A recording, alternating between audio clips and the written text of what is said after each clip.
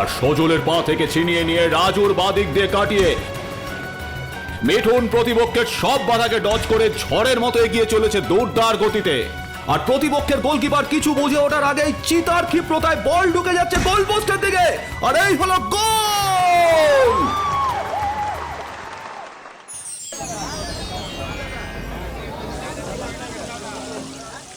একটা ভালো খবর আছে বৌদি। কি গো চম্পাদি, কাল আমাদের গ্রামে শহরের খেলার অফিসের বাবুরা গিয়েছিল। মিঠুন বড় খেলায় সুযোগ পেয়েছে। মা, তাই নাকি? তার মানে মিঠুন এবার স্টেট লেভেলে খেলবে? বাহ, খুব ভালো খবর। ছেলেটা খেলা অন্ত প্রাণ, এটা ওর পাওয়ারই কথা ছিল। আশা করি এবার ওদের সংসারটার হাল ফিরবে। কিন্তু ও তো আমায় ফোন করলো না। না গো বৌদি, আমার সাথে দেখা হয়েছিল, বললো ও নিজে এসে তোমায় চমক দেবে। আমার পেটেই কথাটা হজম হলো না, বলে ফেললাম।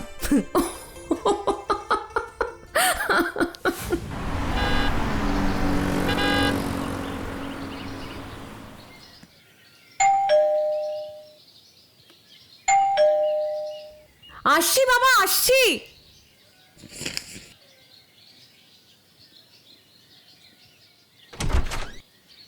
ও মিঠুন, এসো এসো, ভেতরে এসো।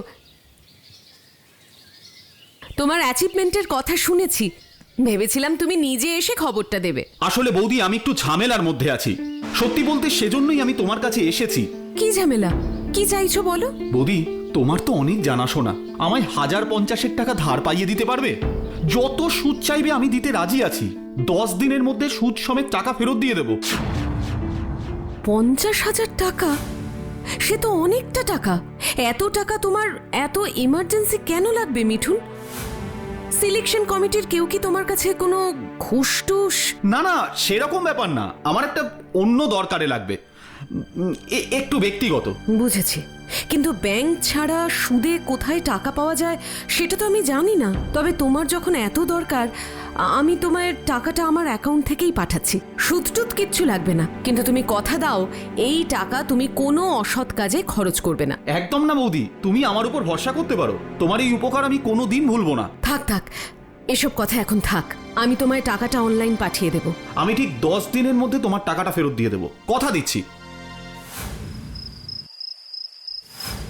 কথা? ওরকম কত লোককে কথা দিতে শুনলাম। টাকা পয়সার ব্যাপারে না মুনি ঋষিদেরও মাথা ঘুরে যায়। তার উপরে তো অভাবী ঘরের ছেলে। তুমি আমার কথা মিলিয়ে নিও, ও টাকা তুমি আর ফেরত পাবে না। না মা, মিঠুন গরিব হতে পারে, কিন্তু ছেলেটা লোভী নয়। পাড়ার লোকেদের জন্য বিনা স্বার্থে প্রাণপাত করতে দেখেছি আমি ওকে। হয়তো কোনো বিপদে পড়েছে। বিপদে পড়েছে যখন, তখন ফোন করে সেটা জানালো না কেন?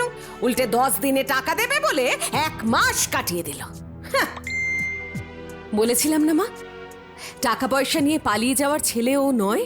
এই দেখুন, আমায় এক্ষুনি মেসেজ করলো, কাল দেখা করতে চাইলো, আর হয়তো টাকাটা ফেরত দেবে। দিলেই ভালো।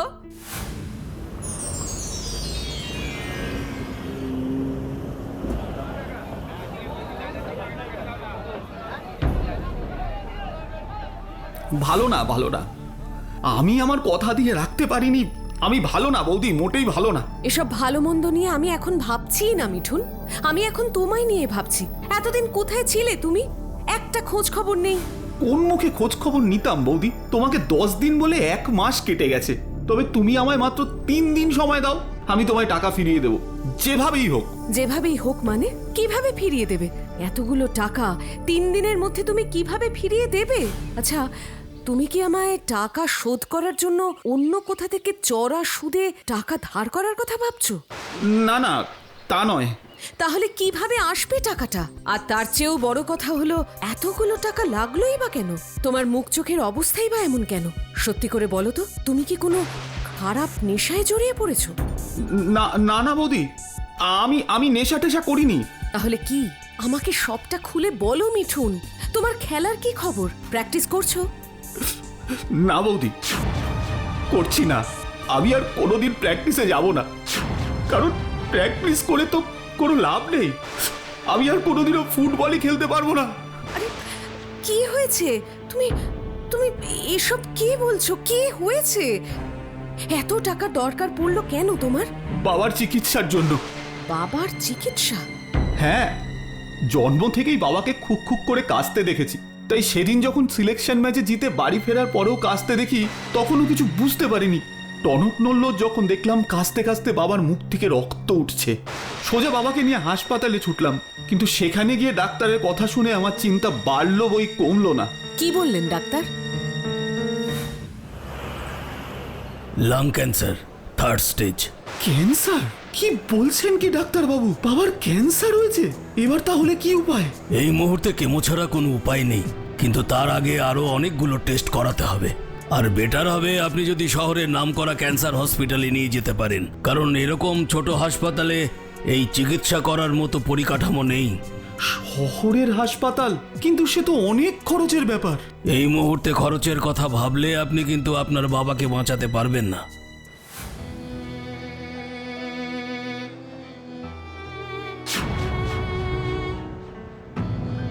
মনে হচ্ছে মনটা ভালো নেই, নিশ্চয়ই বিপদে পড়েছে। একটু খুঁচিয়ে দেখি। এভাবে ভেঙে পড়লে হবে? আমার নাম নিবারণ গুছাইত। এত মন খারাপ কেন? শরীর খারাপ? আমার না, বাবার ক্যান্সার ফুসফুসে। তাহলে তো এখন তোমারই বেশি শক্ত হওয়া দরকার। সেটাই তো একজন ভালো ছেলের কাজ। আর আজকাল টাকা থাকলে ক্যান্সারটা তো সর্দি কাশির মতো, কেমো নিলেই সুস্থ। কিন্তু কেমো আর ট্রিটমেন্টের এত টাকা তো আমার কাছে নেই। টাকা নেই তো কি আছে, এমন সুস্থ শরীরটা তো আছে। মানে? মানেটা এখানে বলা যাবে না, বাইরে এসো। একটা ছেলে খুব অসুস্থ, তোমারই বয়সী হবে, 2টো কিডনি নষ্ট হয়ে গেছে। এভাবে চললে তো আর বেশি দিন বাঁচবে না। কেন, এর চিকিৎসা নেই? ওর বাবার প্রচুর পয়সা, জলের মতো টাকা খরচ করছে, কিন্তু ডাক্তার বলেছে একটা কিডনি ট্রান্সপ্লান্ট না করলে ছেলেটাকে বাঁচানো যাবে না। আর এটাই তোমার সুযোগ। কিসের সুযোগ? তোমার বাবাকে বাঁচানোর। তুমি যদি একটা কিডনি দাও তাহলে ওর বাবা তোমায় 5 লাখ টাকা দেবে। 5 লাখ টাকা? কিন্তু কিডনি দিলে তো কিচ্ছু হয় না। কত লোক একটা কিডনি দিয়ে বেঁচে থাকে। একটা কিডনি নিয়ে পাহাড়ে উঠে যাচ্ছে লোকে, আর তুমি চিন্তা করছো? কিন্তু কোনো কিন্তু টিন্তু না। ভেবে দেখো, একটা কিডনি দিয়ে তুমি 2টো প্রাণ বাঁচাতে পারবে, তোমার বাবার আর ওই ছেলেটার। এর থেকে ভালো আর কিছু হতে পারে? আর তুমি যদি বলো ওই ভদ্রলোককে আমি আরেকটু চাপ দিতে পারি, বলা যায় না 5 লাখটা 7 লাখও হয়ে যেতে পারে। না না, প্লিজ, এভাবে অন্যের দুর্বলতার সুযোগ আমি নিতে চাই না। কিন্তু কিডনি দিতে গেলে তো শুনেছি রক্তের গ্রুপ মেলাতে হয়। আমার সাথে ওটা যদি না মেলে? ও সব চিন্তা করো না, আমার মন বলছে সব মিলে যাবে। তুমি আপাতত এটা ধরো। এটা কি? এতে 5,000 টাকা আছে, আর আমার ফোন নাম্বার আছে। এটা অ্যাডভান্স। কাল সকালে আমি তোমায় ব্লাড টেস্টের জন্য নিয়ে যাব, কেমন? কিন্তু আগে ব্লাড টেস্টটা করে নিলে হতো না? আর চিন্তা করো না, বললাম তো মিলে যাবে। আপাতত এই টাকাটা দিয়ে বাবার ওষুধ আর যা কিছু কেনার কিনে নিও। কাল এখানেই দেখা হবে, বুঝলে? পরের দিন দেখা হলো? হ্যাঁ, দেখা হলো, টেস্ট হলো, আর অদ্ভুতভাবে আমার সাথে ওই ছেলেটার নাকি সব রিপোর্ট মিলেও গেল। তারপর আর কি, একটা দিন ফিক্সড করে আমার অপারেশনটাও হয়ে গেল। মিঠুন, কি করব বৌদি, চোখের সামনে তো বাবাকে এভাবে বিনা চিকিৎসায় চলে যেতে দেখতে পারতাম না। তাছাড়া একটা কিডনি দিয়ে তো মানুষ বেঁচে থাকে, তাই না? যদিও নিবারণ বাবু ওই ট্রেকিং এর ব্যাপারটা একটু বাড়িয়েই বলেছেন, জানি না। কিন্তু তোমার ফুটবলার হওয়ার স্বপ্ন? ওটা স্বপ্নই থেকে যাবে। আমি অলরেডি সিলেকশন টিমকে অফিসিয়াল লেটার পাঠিয়ে দিয়েছি, বলে দিয়েছি হেলথ ইস্যুর জন্য আমি আর কোনোদিন ফুটবল খেলতে পারবো না। তুমি এটা কেন করলে? আমাকে একবার কেন জানালে না?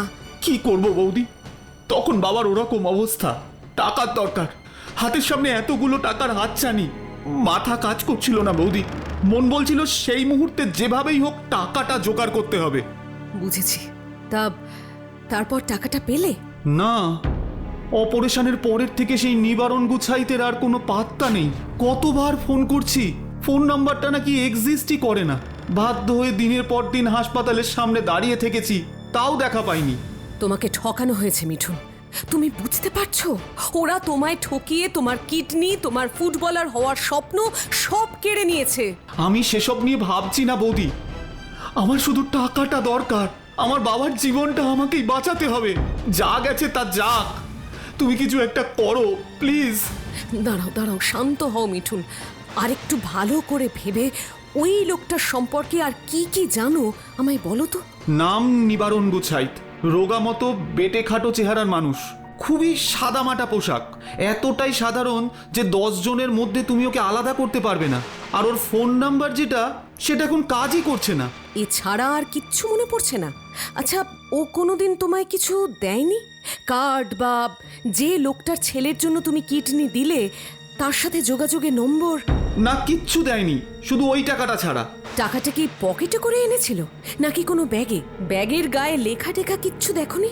ও হ্যাঁ, ব্যাগ বলতে মনে পড়লো, টাকাটা নিতে আমি হেজিটেট করছিলাম বলে একটা বড় কাপড়ের ব্যাগে করে টাকাটা এনেছিল। সেটা শুদ্ধই আমার হাতে ধরিয়ে দিয়েছিল। ব্যাগটাতে কিছু লেখা ছিল? সেরকম ভাবে তো কিছু মনে পড়ছে না, লেখা থাকলেও সেটা আবছা হয়ে গেছে। ব্যাগটা কি তোমার কাছে আছে না ফেলে দিয়েছো? বাকি টাকাটাও ওটাতে করে আনবো বলে রেখে দিয়েছিলাম। তাহলে এক্ষুনি চলো।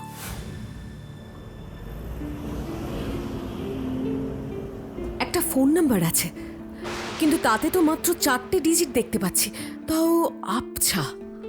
তাহলে কি হবে? আমরা কি কিছুই করতে পারবো না? এটা কি? কি কি গো বৌদি? মনে তো হচ্ছে কোনো লোগো, কেমন যেন চেনা চেনা লাগছে, ঠিক মনে করতে পারছি না। আমি আগে এরকম লোগো দেখিনি, আমিও কিছু বলতে পারবো না। 1 মিনিট, মোবাইলের লেন্সে ফেলে দেখি বরং। খুব ভালো সফটওয়্যার। এই লোগোটার সম্পর্কে ইন্টারনেটে কোনো ইনফরমেশন থাকলে সব দিয়ে দেবে। 1 মিনিট, এই তো পেয়েছি। কি? এটা হেলথ ইজ ওয়েলথ ওয়েলফেয়ার এনজিওর লোগো। নামটা খুব চেনা চেনা লাগছে, রিসেন্টলি কোথাও একটা দেখেছি। দাঁড়াও তো দেখি আর কি ইনফরমেশন পাই।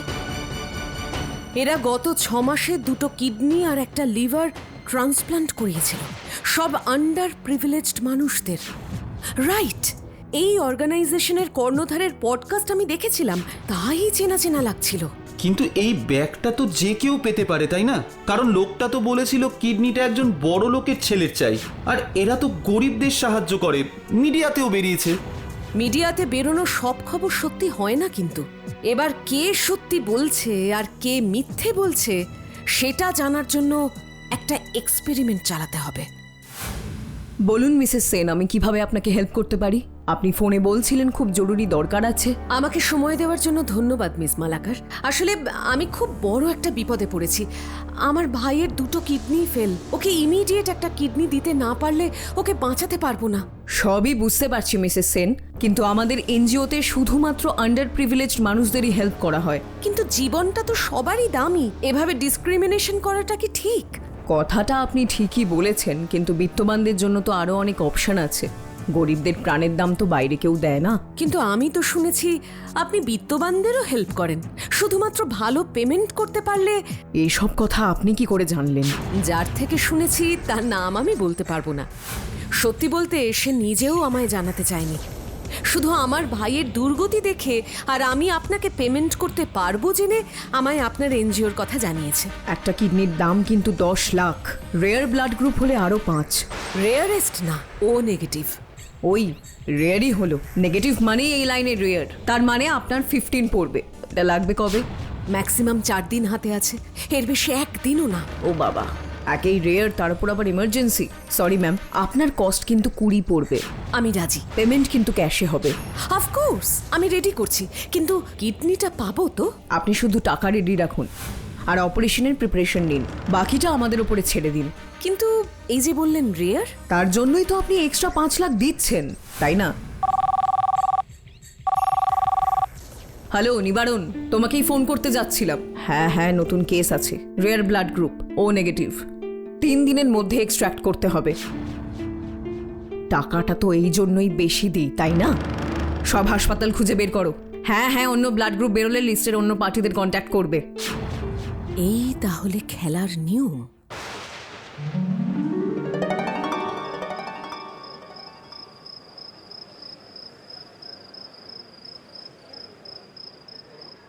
মনি, তুমি পারবে তো?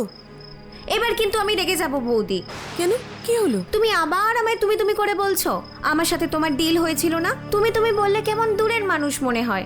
ও আচ্ছা আচ্ছা, ঠিক আছে ঠিক আছে। তোকে যেভাবে বুঝিয়ে দিলাম অ্যাক্টিংটা করতে পারবি তো? খুব পারবো। বেশ।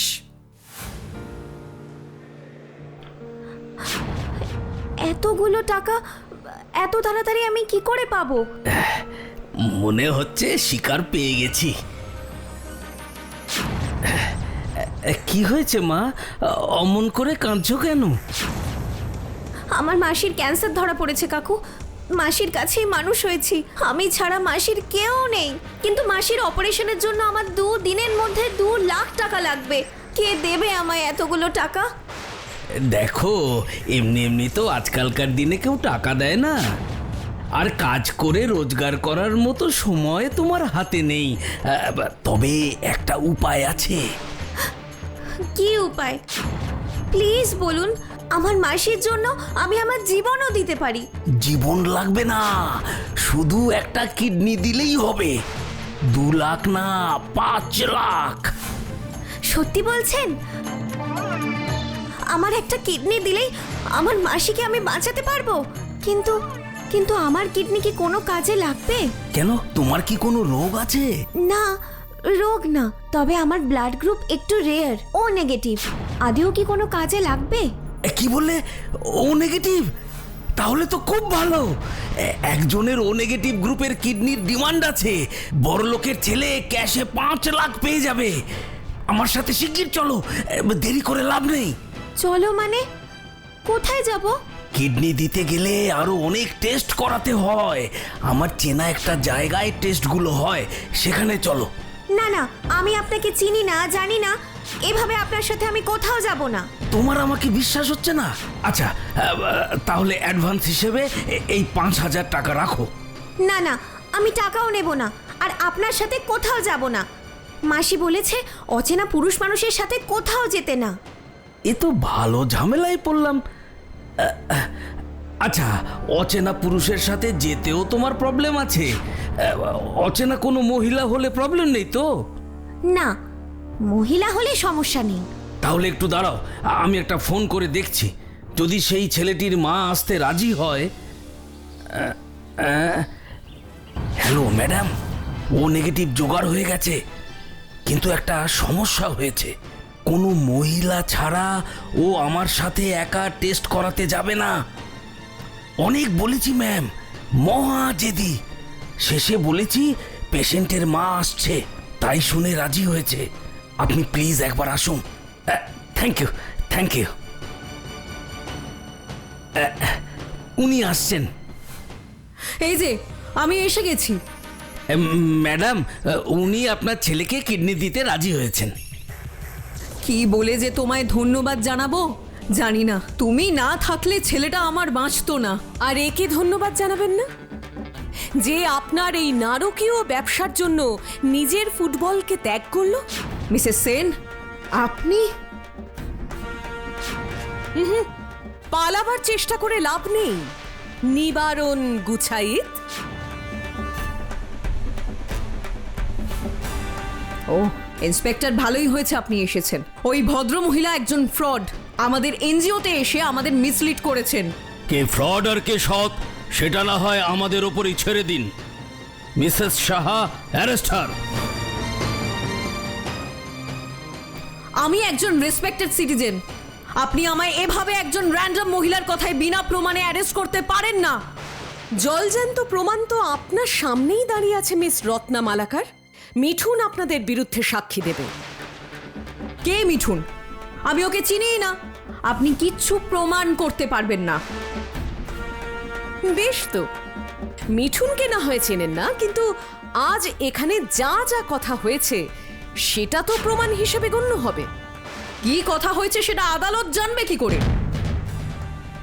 ওই যে ওই ক্যামেরাগুলো দেখছেন তো, ওতে কিন্তু ভয়েস রেকর্ডও হয়। ওখানে সমাজ সেবিকার আড়ালে আপনার এই লোভী কদর্য মুখটার ছবি স্পষ্টভাবেই উঠে গেছে আশা করি। নিয়ে চলো এদের।